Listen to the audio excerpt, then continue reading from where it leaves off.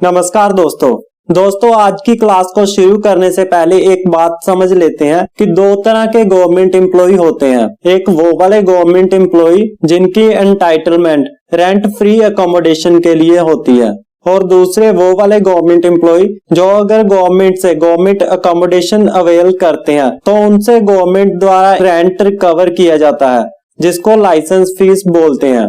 आज की क्लास में हम लाइसेंस फीस की कैलकुलेशन करना ही सीखेंगे। तो दोस्तों वीडियो शुरू करने से पहले अगर अभी तक आपने चैनल को सब्सक्राइब नहीं किया है तो चैनल को सब्सक्राइब जरूर कर लीजिएगा, और साथ ही वीडियो पसंद आए तो लाइक जरूर करना और दोस्तों के साथ भी शेयर जरूर करना। चलिए तो शुरू करते हैं। स्क्रीन पर देखिए आपको मेथड बताया गया है जिससे लाइसेंस फीस की कैलकुलेशन की जाती है। सबसे पहली रो में देखिए हमने जिस एम्प्लॉय के लिए लाइसेंस फीस की कैलकुलेशन करनी है उसके एमोलुमेंट्स का 5% या स्टैंडर्ड रेंट, इन दोनों को आपस में कंपेयर करना है। जो भी कम होगा वो पहले लाइसेंस फीस आएगा। स्क्रीन पर बने चार्ट के अकॉर्डिंग हम समझ लेते हैं कि वो 500 रुपीज आया है। उसके बाद देखिए गवर्नमेंट अकोमोडेशन के साथ कुछ स्पेशल सर्विसेज भी प्रोवाइड की जाती है, और इन स्पेशल सर्विसेज के रेंट को लाइसेंस फीस में जोड़कर टोटल लाइसेंस फीस कैलकुलेट की जाती है। उसके बाद देखिए टैक्सेस भी दो तरह के होते हैं। एक वो वाले टैक्सेस जो लैंड या बिल्डिंग ओनर की लायबिलिटी होती है, और दूसरे वो वाले टैक्स जो ऑक्यूपेंट की लायबिलिटी होती है। तो जो भी टैक्सेस लैंड या बिल्डिंग ओनर की लायबिलिटी होती है वो पहले ही स्टैंडर्ड रेंट में जोड़ लिया जाता है, और जो ऑक्यूपेंट की लायबिलिटी होती है वो स्पेशल सर्विसेज के बाद लाइसेंस फीस में जोड़कर टोटल लाइसेंस फीस कैलकुलेट की जाती है। अब देखिए गवर्नमेंट बिल्डिंग्स भी दो तरह की होती है। पहली वो वाली बिल्डिंग जो गवर्नमेंट की अपनी प्रॉपर्टी है, और दूसरी वो वाली बिल्डिंग जो गवर्नमेंट द्वारा लीज पर ली गई है। लीज पर ली गई बिल्डिंग के केस में Punjab civil services rule volume 1 part 1 के रूल 5.23A के अकॉर्डिंग स्टैंडर्ड रेंट कैलकुलेट किया जाता है। सेकंड केस में हमने उन बिल्डिंग्स के लिए स्टैंडर्ड रेंट कैलकुलेट करना होता है जो गवर्नमेंट की खुद की प्रॉपर्टी होती है। तो इस केस में देखिए Punjab civil service rule volume 1 part 1 के रूल 5.23 स्मॉल बी और स्मॉल आई के अकॉर्डिंग स्टैंडर्ड रेंट कैलकुलेट करके उसके बाद 5.23 स्मॉल बी स्मॉल 2 आई के अकॉर्डिंग स्टैंडर्ड रेंट कैलकुलेट करके उसको डिवाइड करना होता है 12 के साथ। तो जब पर मंथ स्टैंडर्ड रेंट आ जाता है तो उसके बाद इन दोनों को आपस में कंपेयर करना होता है, और जो भी कम आता है उसको फाइनली स्टैंडर्ड रेंट बोला जाता है। तो देखिए जब भी स्टैंडर्ड रेंट को कैलकुलेट करना है तो सबसे इंपॉर्टेंट हो जाता है कि कैपिटल कॉस्ट को फाइंड आउट करना। तो अब हम कैपिटल कॉस्ट की कैलकुलेशन करना भी सीखते हैं। अब देखिए Punjab civil services rule volume 1 part 1 का 5th चैप्टर है एडिशन टू पे, जिसमें फर्स्ट पार्ट कंपनसेटरी अलाउंसेस को डील करता है और second part rent of government residences को डील करता है। सेकंड पार्ट रूल 5.13 से शुरू होकर रूल 5.52 तक गवर्नमेंट अकोमोडेशन से संबंधित है। अब देखिए हम शुरू में ही समझ चुके हैं कि लाइसेंस फीस की कैलकुलेशन के लिए स्टैंडर्ड रेंट की कैलकुलेशन समझना बहुत जरूरी है, और स्टैंडर्ड रेंट की कैलकुलेशन के लिए कैपिटल कॉस्ट की कैलकुलेशन समझना बहुत जरूरी है। स्क्रीन पर देखिए आपको एक ग्राफ नजर आ रहा है। इसमें समझाया गया है कि रूल 5.15 एंड रूल 5.15 स्मॉल ए के अकॉर्डिंग कैपिटल कॉस्ट की कैलकुलेशन की जा सकती है, या रूल 5.15 स्मॉल बी कहता है कि बिल्डिंग की प्रेजेंट वैल्यू को कैपिटल कॉस्ट माना जा सकता है। इसके साथ ही रूल 5.15 स्मॉल बी में लिखा गया है कि प्रेजेंट वैल्यू को कैपिटल कॉस्ट उसी सिचुएशन में समझा जाएगा जब इसको रूल 5.15 एंड 5.15 स्मॉल ए के अकॉर्डिंग कैलकुलेट नहीं किया जा सकता है। और आपने ये भी समझना है कि ये रूल उस गवर्नमेंट बिल्डिंग से संबंधित है जो गवर्नमेंट की खुद की अपनी प्रॉपर्टी है। अब देखिए जब हम कैपिटल कॉस्ट की कैलकुलेशन करेंगे तो कुछ एक्सपेंडिचर को बाय रूल्स कैपिटल कॉस्ट में शामिल नहीं किया जाना है। तो इन एक्सपेंडिचर को रीड कर लेते हैं। फर्स्ट वन इज कॉस्ट और value of the site as per rule 5.15। तो साइट क्या होती है? जैसे कि लैंड जिस पर बिल्डिंग को खड़ा किया जाना है, या कह सकते हैं वो वाली लैंड यहाँ पर कंस्ट्रक्शन की जानी है। सेकंड एक्सपेंडिचर है preparation of site as per rule 5.15। अब आगे रीड करने से पहले समझ लेते हैं कि कॉस्ट ऑफ प्रिपरेशन में क्या क्या शामिल किया जाएगा। ये चैप्टर 5 के रूल 5.161I में दिया गया है। तो देखिए यहाँ पर कंस्ट्रक्शन की जानी है, उस ग्राउंड के लेवल को बाकी ग्राउंड के लेवल से अप करना या रेज करना बोल सकते हैं। उसके बाद लेवलिंग मतलब कि समतल करना, और उसके बाद ड्रेसिंग साइट्स, उसको कंस्ट्रक्शन के लिए प्रिपेयर करना। उसके बाद construction of revetments and retaining wall. तो देखिए जब ग्राउंड को बाकी ग्राउंड के लेवल से रेज किया जाता है तो उस लेवल को मेंटेन रखने के लिए छोटी छोटी दीवारें बनाई जाती हैं जिनको रिवेटमेंट्स एंड रिटेनिंग वॉल्स बोलते हैं। तो वो भी cost of preparation of site में शामिल की जाती हैं। अब देखिए जब रिटेनिंग वॉल्स टेनिस कोर्ट बनाने के लिए बनाई जाएंगी तो वो cost of preparation of site में शामिल नहीं की जाएगी। इसका मतलब क्या है, cost of preparation of site तो कैपिटल कॉस्ट में शामिल नहीं हो रही है, पर टेनिस कोर्ट के लिए जब रिटेनिंग वॉल्स बनाई जाएंगी तो वो वाली cost of preparation of site capital cost में शामिल होंगी। तो टेनिस कोर्ट से संबंधित इस तरह के एक्सपेंडिचर को कैपिटल कॉस्ट में शामिल किया जाना है। उसके बाद स्टॉर्म वाटर ड्रेन्स भी cost of preparation of site में शामिल किया गया है। बाउंड्री पिलर्स भी इस कॉस्ट में शामिल किए गए हैं जो कि कैपिटल कॉस्ट का पार्ट नहीं है। अब देखिए थर्ड एक्सपेंडिचर है वेटिंग रूम या गार्ड रूम, जो कि रूल 5.42 में दी गई स्टेटमेंट के कॉलम नंबर 2 में दिए गए गवर्नमेंट एम्प्लॉइज को प्रोवाइड किए गए हैं, कैपिटल कॉस्ट का पार्ट नहीं होगा। गवर्नमेंट अकोमोडेशन के साथ कुछ स्पेशल सर्विसेज भी दी जाती हैं जैसे कि furniture, fans, tennis courts, garden इत्यादि। ये भी कैपिटल कॉस्ट का पार्ट नहीं माना जाएगा। इसके साथ ही अकोमोडेशन के कंपाउंड से बाहर वाली आइटम्स को भी कैपिटल कॉस्ट का पार्ट नहीं माना जाएगा। अब स्क्रीन पर देखिए आपको वो वाली आइटम दिख रही है जो कि कैपिटल कॉस्ट का पार्ट है। तो यहाँ पर लिखा गया है कि formula to calculate capital cost. इसमें सबसे पहली आइटम है कॉस्ट ऑफ एक्वायरिंग और cost of construction as per rule 5.15 small a। तो देखिए कॉस्ट ऑफ एक्वायरिंग या कॉस्ट ऑफ कंस्ट्रक्शन क्या होती है। तो ये बिल्डिंग की वैल्यू हो सकती है जिसमें cost of preparation of site exclude की गई हो। स्क्रीन पर देखिए कॉस्ट ऑफ कंस्ट्रक्शन में with in compound cost of building, cost of servant quarters, cost of garage, cost of well, cost of jet pump etcetera भी शामिल किया जा सकता है। तो अगर इसका लॉजिक देखें तो विद इन कंपाउंड जो भी कंस्ट्रक्शन हुई है जिसका यूज गवर्नमेंट एम्प्लॉय द्वारा किया जाना है उन सभी आइटम्स को कॉस्ट ऑफ कंस्ट्रक्शन में शामिल कर दिया जाएगा। कैपिटल कॉस्ट की नेक्स्ट आइटम है capital expenditure incurred after acquisition और कंस्ट्रक्शन। ये मेजर एडिशन एंड अल्टरेशन हो सकती है। अब देखिए फार्मूला तो सिंपल सा है, जितनी भी कैपिटल कॉस्ट की आइटम है उन सबको प्लस कर लेना और जो भी टोटल वैल्यू आती है वो कैपिटल कॉस्ट होगी। कैपिटल कॉस्ट की नेक्स्ट आइटम है कॉस्ट और value of sanitary as per rule 5.15। Screen पर देखिए रूल 5.22 में वाटर सप्लाई इंस्टॉलेशन और फिटिंग्स को और एक्सप्लेन किया गया है।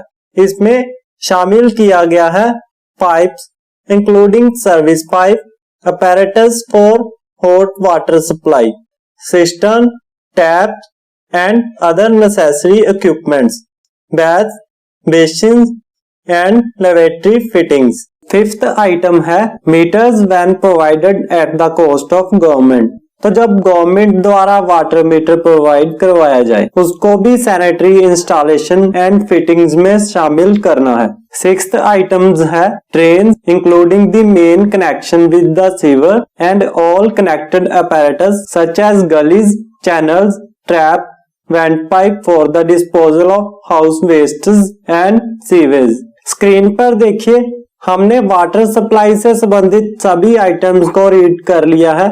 अब हम इलेक्ट्रिक सप्लाई से संबंधित आइटम्स को रीड करेंगे। रूल 5.22 में electric supply installation and fitting से संबंधित आइटम्स दी गई है। इसमें दिया गया है wiring including the supply line from the main and all connected apparatus such as fuse boxes and switches। तो देखिए कैपिटल कॉस्ट में वायरिंग के साथ साथ फ्यूज बॉक्स और स्विचेस को भी शामिल किया गया है। उसके बाद है फिक्स्ड लैंप्स जैसे कि ब्रैकेट एंड पेंडेंट जिसमें शेड्स होल्डर भी शामिल किए गए हैं, पर शेड्स एंड बल्ब्स की कॉस्ट को कैपिटल कॉस्ट में शामिल नहीं किया जाएगा। उसके बाद देखिए वॉल प्लग्स की कॉस्ट को शामिल किया जाना है। वॉल प्लग्स टेबल लैंप्स के लिए, टेबल फैंस के लिए या इलेक्ट्रिक एंड वाटर हीटर्स के लिए दिए गए होंगे। तो इस लाइन से कंफ्यूज होकर टेबल लैंप्स, टेबल फैंस और इलेक्ट्रिक और वाटर हीटर्स की कॉस्ट को कैपिटल कॉस्ट में शामिल मत कर देना। अब देखिए वाटर सप्लाई में हमने रीड किया था apparatus for hot water supply. तो वाटर हीटर जो वॉल पे फिक्स्ड है उसकी कॉस्ट को शामिल किया जाता है और इस स्क्रीन की थर्ड लाइन में सिर्फ वॉल प्लग्स की कॉस्ट को शामिल करने के लिए कहा गया है। उसके बाद देखिए दिया गया है कि फैन पॉइंट्स की कॉस्ट को कैपिटल कॉस्ट में शामिल करना है, पर सीलिंग फैंस या रेगुलेटर्स की कॉस्ट को कैपिटल कॉस्ट में शामिल नहीं करना है। सीलिंग फैंस स्पेशल अमेनिटीज है तो इसके लिए अलग से चार्ज किया जाता है।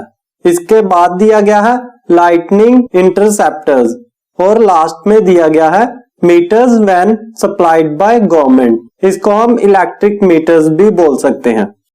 अब हम रीड करते हैं रूल 5.22 के नीचे दिया गया नोट 2 जो कि electric supply, installation and fitting से संबंधित है।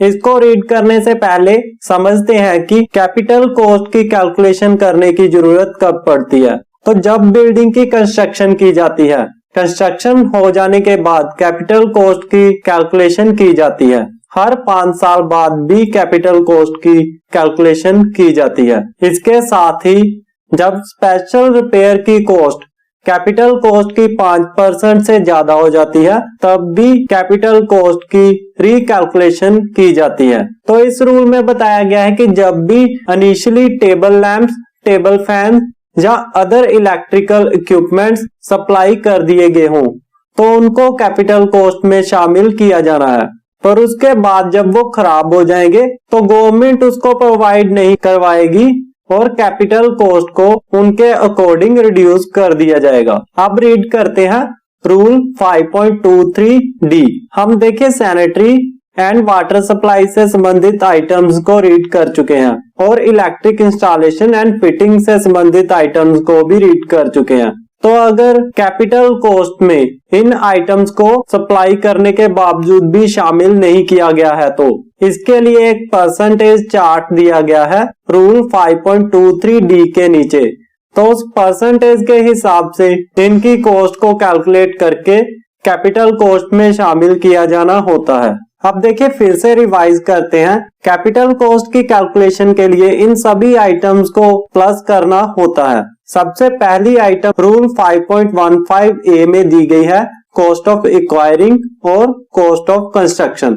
उसके बाद इसमें प्लस करना होता है capital expenditure incurred after acquisition और कंस्ट्रक्शन जो कि रूल 5.15A में ही दिया गया है। उसके बाद लिखा गया है कि इसमें ऐड करना होता है कॉस्ट और value of sanitary and water supply जो कि रूल 5.15 में ही दिया गया है। इसकी हमने फर्दर एक्सप्लेनेशन भी रीड कर ली है। 4th नंबर पे दिया गया है इलेक्ट्रिक सप्लाई जो कि रूल 5.15 में ही बताया गया है कि कैपिटल कॉस्ट में शामिल होता है। सीरियल नंबर 5 में लिखा गया है कि compound walls, fences and gates की कॉस्ट को भी कैपिटल कॉस्ट में शामिल करना होता है जो कि रूल 5.162I में लिखा गया है।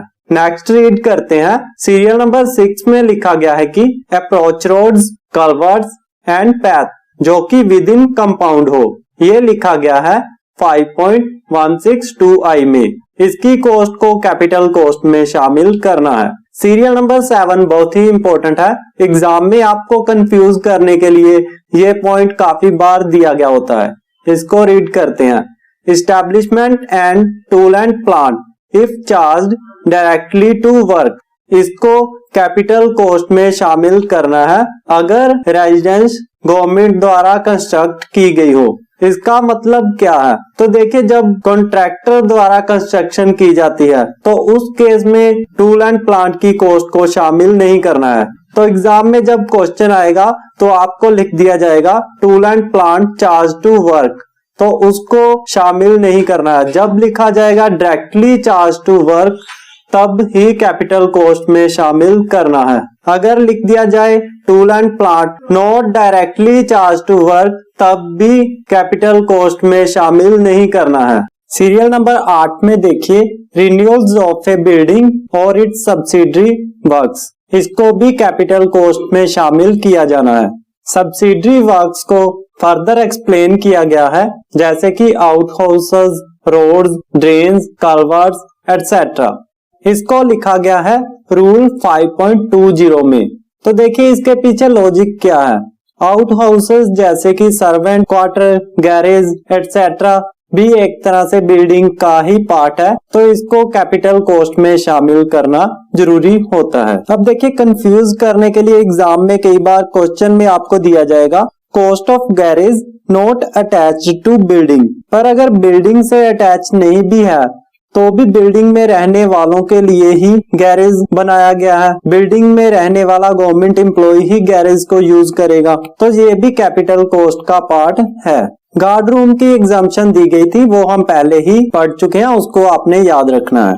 सीरियल नंबर 9 रीड करते हैं। New construction such as retaining walls necessitated by the occurrence of fire, flood, earthquake, abnormal storm और अदर क्लैमिटी, इसको भी लिखा गया है रूल 5.20 में। तो देखिए, पहले हमने पढ़ा था cost of preparation of site से संबंधित एक्सपेंचर्स में कि रिटेनिंग वॉल्स को कैपिटल कॉस्ट में शामिल नहीं करना है, पर इस रूल में बताया गया है कि इन सिचुएशन में जब रिटेनिंग वॉल्स बनाना जरूरी होता है तो उसको कैपिटल कॉस्ट में शामिल कर दिया जाता है। इसके साथ ही नीचे नोट दिया गया है कि इन दोनों सिचुएशंस में जब इन एक्सपेंचर्स को कैपिटल कॉस्ट में शामिल किया जाता है, जैसे कि रिन्यूअल की कॉस्ट को और न्यू कंस्ट्रक्शन की कॉस्ट को, तो पुराने वाली जो कैपिटल कॉस्ट है उसमें से कितना पार्ट राइट ऑफ करना है वो डिसाइड करेगी कंपिटेंट अथॉरिटी। इसमें यह भी लिखा गया है कि अगर बिल्डिंग के किसी पार्ट को डिसमेंटल कर दिया जाता है ताकि एक नया रूम बनाया जा सके, तो उसको PWD के रूल्स के अकॉर्डिंग डील करना है। सीरियल नंबर 10 रीड करते हैं। रूल 5.40 में लिखा गया है कि cost of room set apart for visitors, यानी कि विजिटर्स रूम, इसकी half of cost capital cost का पार्ट रखी जाएगी। तो जब भी एग्जाम में विजिटर रूम आ जाए उसको आपने 2 से डिवाइड करके जो अमाउंट आएगी उसको कैपिटल कॉस्ट में शामिल कर देना है। तो ऑलमोस्ट हमने सभी आइटम्स को रीड कर लिया, थोड़ी बहुत और आइटम्स हैं, हम आगे रीड करेंगे। अभी देखिए, जितने भी हमने रूल्स पढ़े हैं उनमें एक ही लॉजिक निकल रहा है कि विद इन कंपाउंड जो बिल्डिंग से अटैच्ड आइटम है और वो बिल्डिंग में रहने वाले गवर्नमेंट एम्प्लॉय के लिए यूजफुल है, तो उनको कैपिटल कॉस्ट में शामिल किया जा रहा है। जैसे अगर बात करें बल्ब्स एंड ट्यूब्स की, तो वो बिल्डिंग से अटैच नहीं है तो उसको कैपिटल कॉस्ट में शामिल नहीं किया गया है। और बात करें गीजर फिटेड विद वॉल्स, तो इसको कैपिटल कॉस्ट का पार्ट रखा गया है। तो इन सभी आइटम्स को आपने लॉजिकली समझ लेना है, क्रैमिंग करने की जरूरत नहीं है। चलिए तो अब नेक्स्ट पढ़ते हैं और क्या क्या कैपिटल कॉस्ट में शामिल किया जा सकता है। A following shall be added to capital cost if it add to accommodation or involve replacement of the existing work by a work of a more expensive character। इसको लिखा गया है रूल 5.15 स्मॉल b के नीचे note 2 में। तो ये कौन कौन से एक्सपेंडिचर हो सकते हैं? First one is cost of restoration और second one is special repairs. तो देखिए, स्पेशल रिपेयर के रिगार्डिंग रूल 5.24 में भी दिया गया है कि स्पेशल रिपेयर की अमाउंट अगर लास्ट कैलकुलेट की गई 5% की जितनी ज्यादा होती है उसको कैपिटल कॉस्ट में शामिल किया जाता है। नेक्स्ट रूल रीड करते हैं। If there is a general or special order to exclude items which are required to be added by rules, then rent of such items shall be at the rate specified under rule 5.23d। Under Rule 5.21, also a competent authority may exempt for portion being used for reception or for visitors, or if authority is satisfied that capital cost is in excess. अब तक आप capital cost और standard rent के बारे में समझ ही चुके होंगे, तो इसलिए हम इस स्लाइड को स्किप कर रहे हैं। अब स्क्रीन पर देखिए, जब बिल्डिंग लीज पर ली गई हो तो उस वक्त कैपिटल कॉस्ट की कैलकुलेशन रूल 5.23 स्मॉल a के अकॉर्डिंग की जानी है। तो इन सभी एक्सपेंडिचर को प्लस किया जाना है। सबसे पहला एक्सपेंडिचर है amount paid to lessor, then cost of ordinary and special repairs, next capital expenditure on addition and alteration, next interest on capital expenditure mentioned in serial number 2.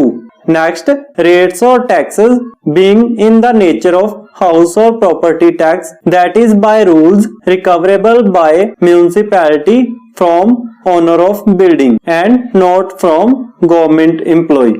नीचे नोट दिया गया है, interest rates etc. are as laid down in paragraph 3.22 subrule 3 of PWD code second edition. अब finally हम समझते हैं कि licence fees की कैलकुलेशन कैसे होती है। तो देखिए, जब हमने सभी जो एक्सपेंडिचर कैपिटल कॉस्ट में शामिल होते हैं उनका एडिशन कर लिया, तो जो अमाउंट आती है वो कैपिटल कॉस्ट होती है।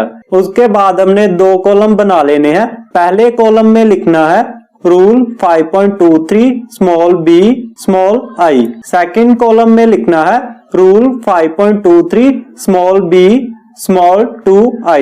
तो एग्जाम में क्वेश्चन में आपको रेट ऑफ इंटरेस्ट दिया गया होगा, तो capital cost multiplied by given rate of interest करके आपने अमाउंट फाइंड आउट कर लेनी है। ये पर एनम इंटरेस्ट होगा। इसके बाद आपने ऐड करना है municipal or other taxes being in the nature of house or property tax, that is payable by government.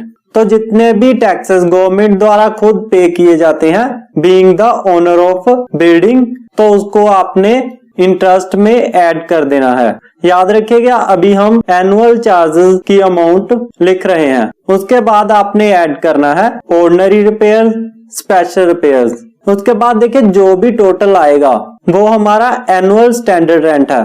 तो पर मंथ फाइंड आउट करने के लिए इस टोटल अमाउंट को हमने डिवाइड करना है 12 के साथ, तो पर मंथ स्टैंडर्ड रेंट आ जाएगा as per rule 5.23 small b small i।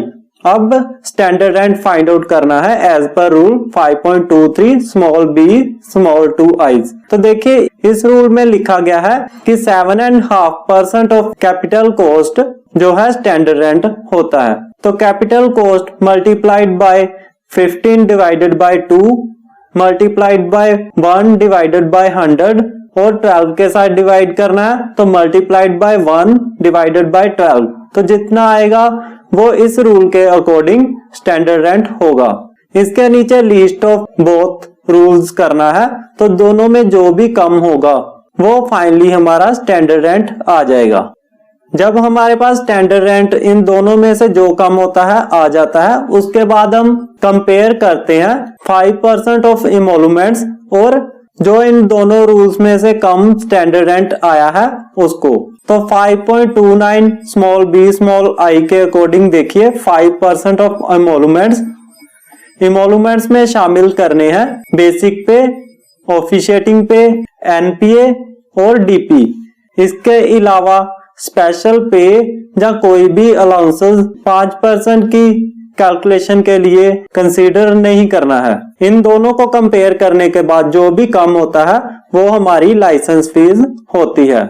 इस लाइसेंस फीस में हमने लोकल टैक्सेस को जोड़ना होता है। ये वो वाले टैक्स होते हैं जो ऑक्यूपेंट की लायबिलिटी होती है, जैसे कि water tax, electricity charges, drainage tax, lightning tax, वो भी हमने मंथली कैलकुलेट करके जोड़ने हैं। इनको जोड़ने के बाद स्पेशल अमेनिटीज जो गवर्नमेंट एम्प्लॉय को प्रोवाइड की गई है, जैसे कि garden, tennis court, furniture, ceiling fans, तो उनका भी चार्ज मंथली गवर्नमेंट एम्प्लॉय से रिकवर करना होता है। तो उसको भी लोकल टैक्सेस के बाद ऐड करके टोटल लाइसेंस फीस कैलकुलेट करनी होती है, जो हम सेकंड पार्ट में डिटेल में भी समझेंगे।